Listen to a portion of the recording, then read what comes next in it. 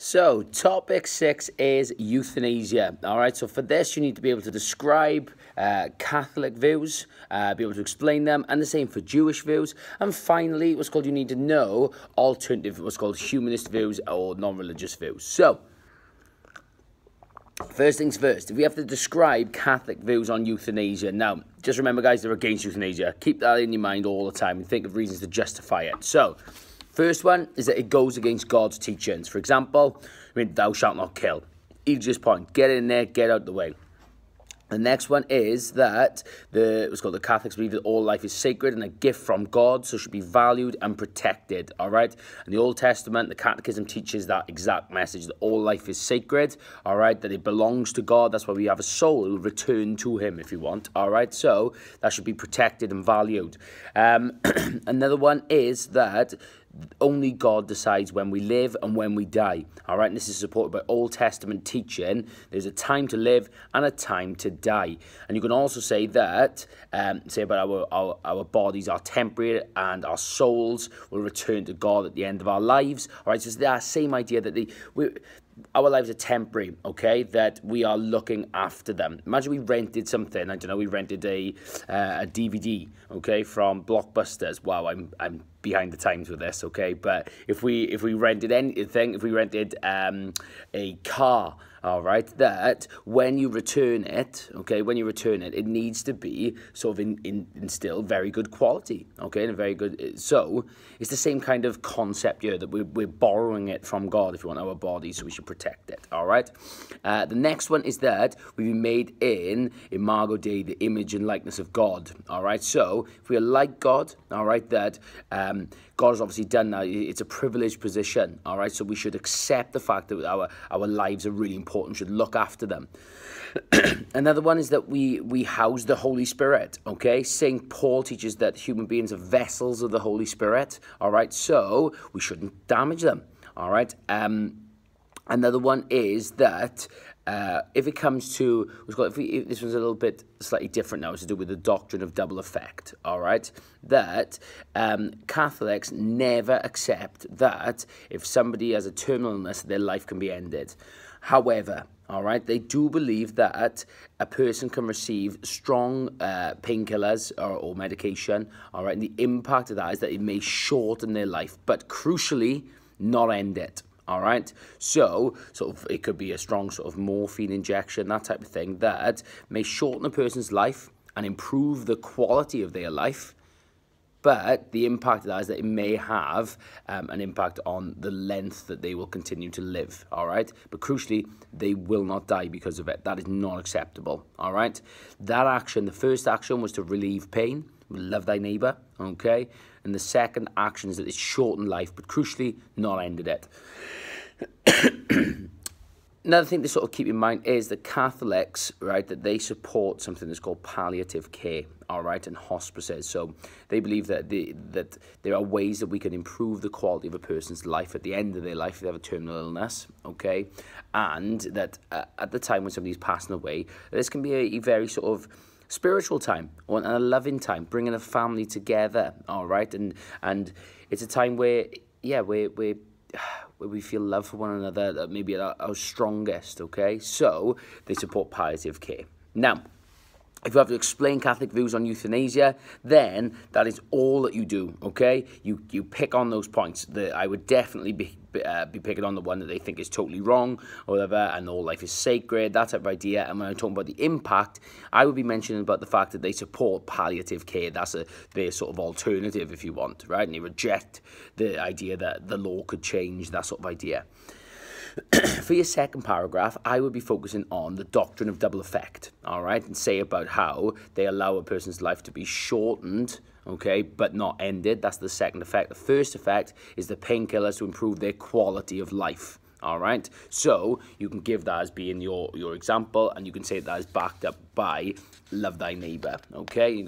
So when we go on to the Jewish views on euthanasia, all right, almost all Jews reject euthanasia as it goes against God's plan for that person, and they believe that it's murder and only God decides when a person should die. However, Jews do have mixed views towards permitting the turning off of a life support machine when there's no signs of recovery. All right, so keep that in mind. So your first point is going to be all about, right? It's going to be all about all life is sacred. You can link that to the idea of Genesis, that God created all life. He's our creator. He gave us the 10 commandments of thou shalt not kill, etc. Okay? So the impact of that is that they reject euthanasia. They don't support it whatsoever. And like Catholics, they would support palliative care instead. Now, as I said, some Jews have mixed views on how we care for those with no chance of recovery. So on a life support machine. So, for example, Jewish law states that a terminally ill patient expected to die in the next 72 hours is still a human being in all respects, okay? So nothing should be done, that they should, do you mean that they should totally protect that person? But some rabbis, okay, would actually say that turn off a life support machine when there's no chance of recovery is okay, all right? But you can't remove, it's really important, water or food. Okay, so essentially what they're saying there is, if it's the machine that's keeping the person alive, right, then for that reason that maybe it should be allowed for it to be turned off if there's no chance of recovery, all right? Now, part of that is you can't take someone's food and water away from them, all right, because obviously they need that in the same way that regardless of somebody who was not dying, maybe in an operation, however, and maybe receiving sort of a food and nutrition through an intravenous drip, that you can't take that away. That is something that is not excessive treatment, okay? So keep that in mind, right? So the impact of that is that some Jews would allow them to be turned off, whereas others would say that they maybe would allow the administering of painkillers to reduce pain, but shorten that person's life towards the end of it, all right? So this sort of the Jewish views. Now, you could be asked the question about the law on euthanasia in the UK could be changed. Do you agree? Give reasons if somebody disagree. And you just use those points, okay? You use those points that I've said, what's called the Catholic view and the Jewish view, and then you can bring in the non-religious view as well, okay?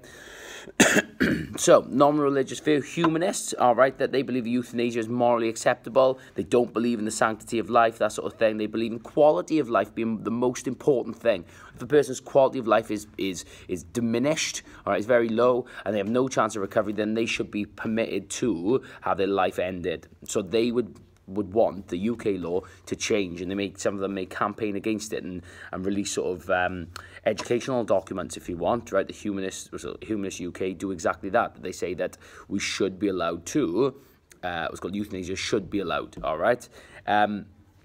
The other one is that euthanasia should be allowed if a person has a very low quality of life, all right? You can link that to the idea of the fact that a person shouldn't have to suffer. And the reason for this is that they don't believe that the end of their life, that anything else will happen, okay? That they believe that we only have the one life, all right? So we don't have to worry about the sanctity of life, okay? So they would probably support countries like Switzerland, where assisted suicide is allowed, all right? And you can link that to the video that we've watched, all right, called A Short Stay in Switzerland. For other reasons, all right, that you could say that some people use religious teaching to actually say that euthanasia should be okay, and it's love thy neighbour, all right? They say if a person is suffering, then it would be a loving action to help them to have their lives, have their lives ended if they're in pain, if they're suffering, they have a very poor quality of life. All right, so to sort of summarize, Catholics totally against it, all right? The same with Jews, fully against it, all right? All life is sacred, made by God, time to live, time to die, thou shalt not kill, all those sort of teachings, all right? Then there's a slight variation to do with Catholics about shortening a person's life through painkillers, but not ending it, all right? And where there's debate within the Jewish answer, it's to do with turning off life support machines, all right? Some reject the idea of turning off a life support machine. However, some rabbis will teach that it is morally acceptable, all right, to turn off a life support machine, all right, when there's no chance of recovery, as long as you do not, and it's important, do not take away what's called food and water from them, okay? Now, that's sort of like the big puppet. Humanists, they think it's morally acceptable. They're not concerned with the sanctity of life. They think life is important. It shouldn't just be an area we take lightly, but they still think that it is okay. They're not afraid of the slippery slope argument, all right, which means that if we sort of change the law here, all right, does it make it does it open up, does it mean that we could, our laws, make it far easier to allow things like this to happen, which may lead to murder or to other laws, such as the laws on abortion, that sort of thing, being more relaxed as well, all right? So, that summarises the Catholic and Jewish and non-religious views on euthanasia.